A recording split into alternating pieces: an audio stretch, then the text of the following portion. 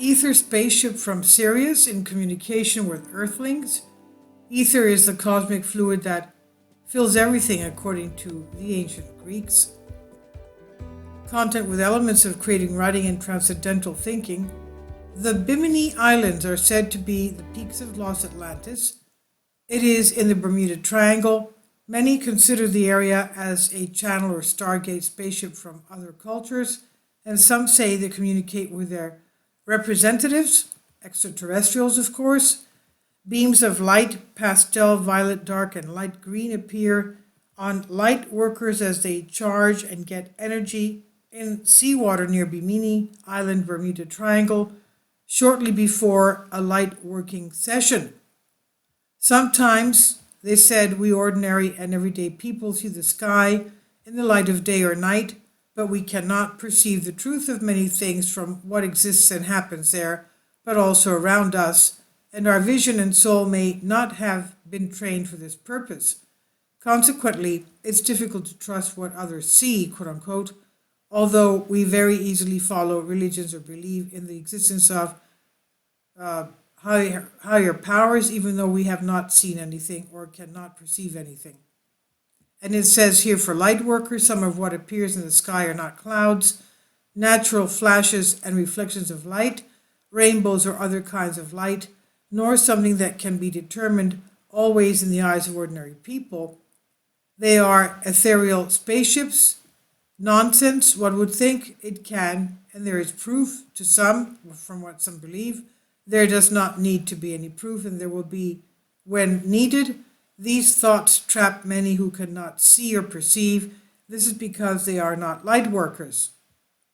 Now, for those who are not light workers, as the article says, but are interested in learning about ethereal spaceships, be aware that many of them come from Sirius.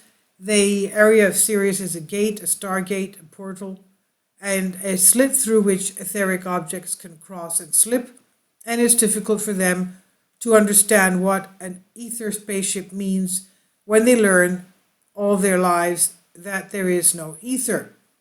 It's even more difficult if some people are not travelers of a silver thread, hence they do not have experience of extracorporeal travel as out-of-body experiences.